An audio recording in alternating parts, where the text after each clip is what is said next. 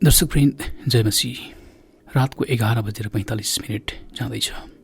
काठमाडौँ सहर निकै सुनसान छ। लाग्छ कि कोभिडको यो सङ्क्रमणले काठमाडौँको यो आकाशमा मृत्युका शक्तिहरू मडारिरहेका छन्। काठमाडौँ मात्र होइन, तर देशभरकी अवस्था अहिले निकै बिकराल छ। काठमाडौँको आकाशमा मडारिरहेका छन् र कोभिडको भाइरसले कसलाई कहाँ पाऊँ र कतिखेर निमिठान्न पारौँ भनेर आफूभन्दा कमजोर मानवीय शक्तिलाई आफ्ना ती अदृश्य आँखाले हामीलाई देख्दैछ।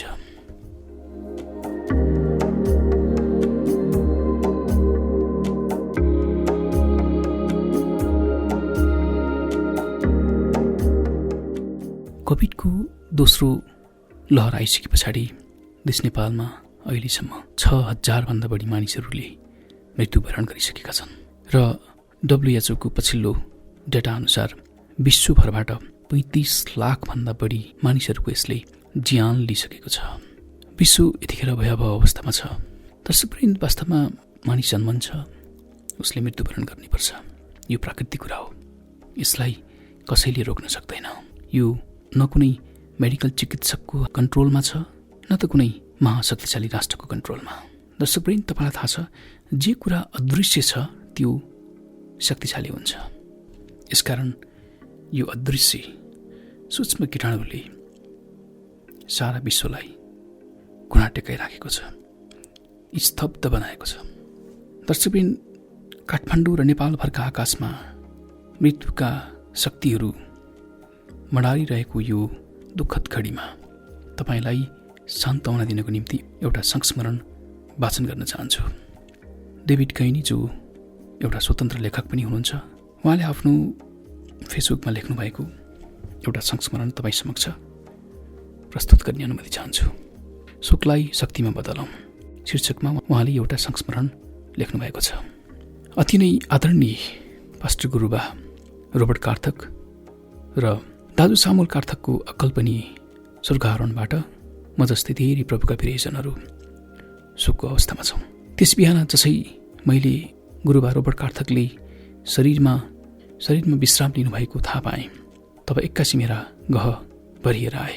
घरको माथिल्लो तलाको एकान्त कोठामा गई प्रभुको दासको जीवन र सेवाकाईको निम्ति प्रभुलाई आँसुसहित धन्यवाद दिएँ। लगभग 1 शतक लामो सेवाकाईमा प्रभुको दासले साधारण तर प्रभावकारी प्रकारले जीवन जिउनुभयो।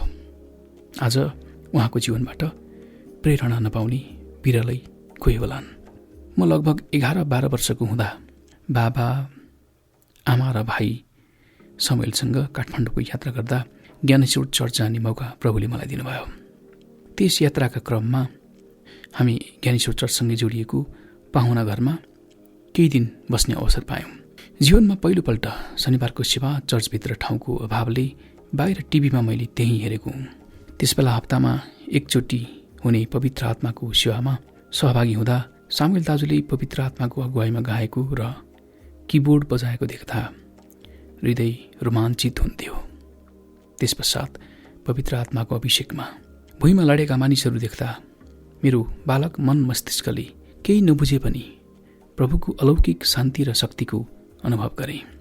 मेरो बाबा अहिले पनि गुरुबाको घरमा पाहुना बस्दा बेलुका बख सुकुटी र फर्सीसँग भात खाएको स्मरण गर्नुहुन्छ। दान दाइले लेखेको साँचो हो, उहाँहरूको घरमा पाहुनाको बास नभएको रात हुँदैन थियो। गुरुबा र गुरुआमा कहिल्यै पनि अतिथि सत्कार गर्न पछि हट्नु हुँदैन थियो। उहाँहरूलाई भेट्नु र सङ्गति गर्न जो कोहीले सजिलै पाउँथे, जो म र मेरो परिवारले विगतको समयमा पायौँ। 10 पल्ट फोन गर्दा पनि नउठाउने, भेट्नु पर्यो भने पनि सेक्रेटरीलाई गुहार गर्नुपर्ने, गेटमा पाले राखेर कुकुरदेखि सावधान लेखेर आफ्नो महलको भित्तामा टाँस्ने आजका आफैलाई विशिष्ट भन्न रुचाउने पास्टर र अगुवाहरूले स्वर्गीय गुरुबा रोबर्ट कार्थक र उहाँको परिवारबाट केही अनुसरण गर्ने कि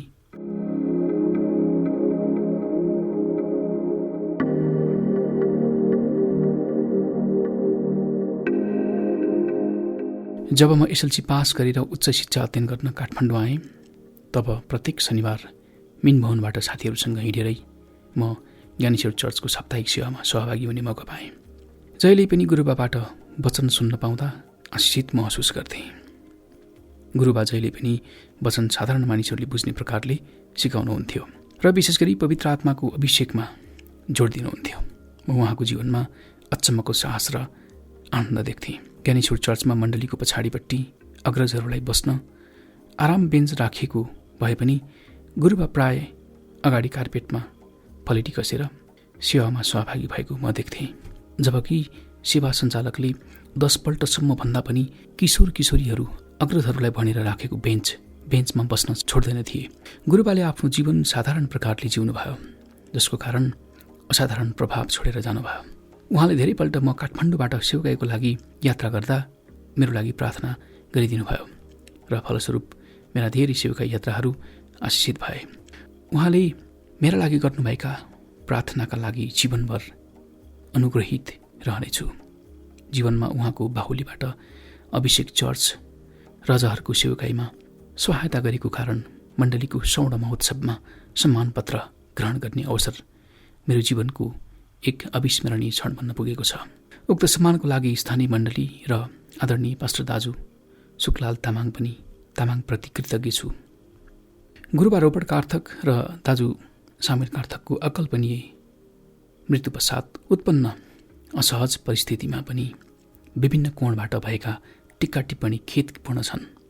अहिले दफन र दहनका विषयमा बहस चलाउनुभन्दा सम्पूर्ण कार्थक परिवार र नै मण्डलीलाई प्रार्थनामा सम्झिनु नै गुरुबा र सामुएल दाजुप्रति साँचो श्रद्धाञ्जली हो। नेपाली क्रिस्चियन इतिहासमा सामुएल दाजुको आफ्नै स्थान रहेको छ।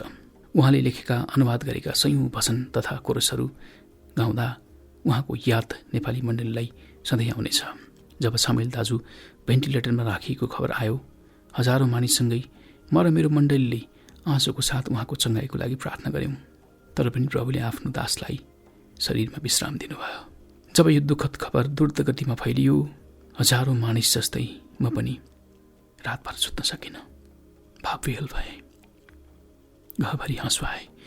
धेरै प्रश्नहरू मेरो मनमा पनि नउठेका होइनन्। आखिर परमेश्वरले किन हजारौं मानिसले आँसुको साथ सामुएल दाजुको लागि चढाएको प्रार्थना सुन्नु भएन? सबै प्रश्नहरूको जवाब प्रभुसँग छ। तर वचनले भन्दछ, प्रकट नभएका कुराहरू परमप्रभु हाम्रा परमेश्वरका हुन्। व्यवस्था 29:29। आज गुरुबा रोबर्ट कार्थक र दाजु सामुएल जस्तै वर्षौं वर्ष प्रभुको सेवामा खारिएका प्रभुका दास दासीहरू एकपछि अर्को गर्दै शरीरमा विश्राम लिइरहेको बेला जो हामी जीवित छौँ, हामी अब के गर्दैछौँ? प्रभुले समुद्रमा एउटा ठूलो बतास चलाउँदा जब प्रचण्ड आँधीले जहाजलाई नष्ट गर्ला जस्तै भयो, तब सबै नाविकहरू डराउँदै आफ्नो देवतालाई पुकार गरिरहेको बेला वचनमा लेखिएको छ, प्रभुको दास योना जहाजको तल्लो तलामा गएर भुसुक्क निधाएको अवस्थामा थिए। आज जहाजको कप्तान झैं हाम्रा वरपरका मानिसहरूले पनि नेपाली मण्डलीलाई भन्दैछन् होला, कसरी सुत्न सकेको? उठेर तिम्रा परमेश्वरलाई पुकार, सायद उहाँले हाम्रो ख्याल राख्नुहुनेछ र हामी नष्ट हुने छैनौँ। दर्शकबिन, यो पत्रले मलाई पनि भावुक बनायो। मैले आफूलाई सम्हाल्न सकिराखेको छैन। मलाई पनि पास्टर रोबर्ट कार्थक र सामुएल कार्थकसँग अन्तर्वार्ता गर्दाका ती क्षणहरू अहिले मेरो स्मृतिमा बारम्बार आइरहेका छन्। पत्रलाई अगाडि बढाउन चाहन्छु।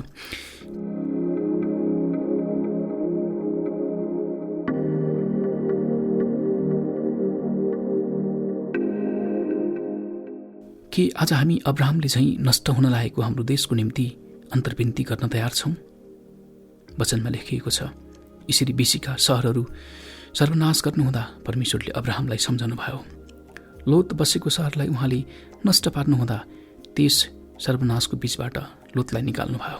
हो, अब्राहमको अन्तर्विन्तीको कारण पुरा सदोम र गमोरा सहर नष्ट हुनबाट जोगिएन, तर कम्तीमा एउटा परिवार विनाशबाट त जोगियो। आज प्रखाल निर्माण गरिदिने र देश परमेश्वरद्वारा नष्ट नहोस् भन्नका खातिर परमेश्वरको सामुन्ने धाँधोमा उभिदिने एकजना मानिस हाम्रो बीचमा परमेश्वर खोज्दै हुनुहुन्छ। तर के त्यो एकजना मानिस हुन हामी तयार छौँ? येशूको गिरफ्तारी अघि गेत्सेमनीमा उहाँले चेलाहरू कहाँ आएर तिनीहरूलाई भन्नुभएको वचन स्मरण गरौँ। तिमीहरू अझै सुतिरहेका, विश्राम गरिरहेका छौ, तर आजको चुनौती मानिसको पुत्र पापीहरूको हातमा पर्न लागेको होइन, तर पापीहरू मानिसको पुत्रको हातमा पर्न लागेका हुन्। प्रभुको आगमन नजिकै आइपुगेको छ।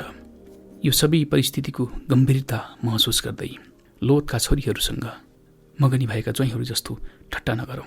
यो समयमा मोर्दकैले एस्तर नानीलाई पठाएको सन्देश स्मरण गरौँ। यो नसोच कि तिमी राजमहलमा भएकीले सबै यहुदीहरूमध्ये तिमी मात्रै बाँच्नेछौ। यो विद्यमान परिस्थिति कायम रहँदासम्म हामी कोही पनि सुरक्षित छैनौँ।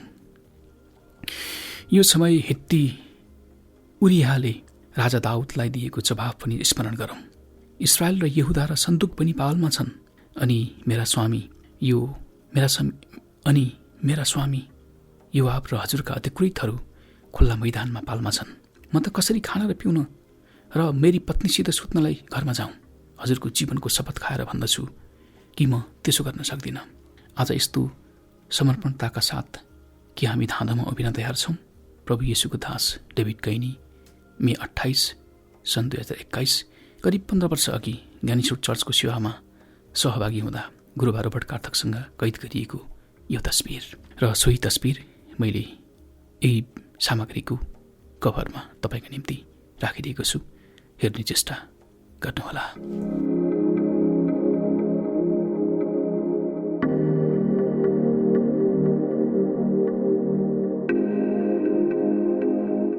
दर्शकवृन्द, स्वर्गीय पास्टर रोबर्ट कार्थक र स्वर्गीय पास्टर सामुएल डन कार्थकको सम्झनामा युवा लेखक तथा फ्रिल्यान्सर राइटर डेभिड कैनीले लेख्नुभएको यो संस्मरण तपाईँ समक्ष प्रस्तुत गरेँ। यदि तपाईँसँग पनि यस्तै संस्मरणहरू छन् र यस्तै तपाईँका पत्रहरू छन् भने तपाईँ मलाई kingdomtv@gmail.com मा इमेल गरिदिनुहोला। आगामी श्रृङ्खलामा तपाईँको पत्र वाचन गरेर सुनाउनेछु। आजलाई यति नै। जेठ 14 गते रातको 12:04 गयो। अझै पनि यही आकाशमा कोभिड-19 का भाइरसहरू मडारिँदैछन्। यसलाई हामी जित्नेछौँ। यसले हाम्रा मान्छेहरूलाई लिए तापनि, तर हामी यसलाई जित्नेछौँ। यो साहस बटुलौँ, प्रार्थनामा उचालौँ। देशभरमा भएका सबै पास्टर अगुवाहरू, समग्र नेपालीहरूको सुरक्षाको लागि प्रार्थना गरौँ। तपाईँ र मलाई, प्रत्येक चर्चमा अब परमेश्वरले दाँदामा उभिएको मानिसहरू निर्माण गरौँ। यही भन्दै कार्यक्रमबाट बिदा हुन्छु। जय मसीह।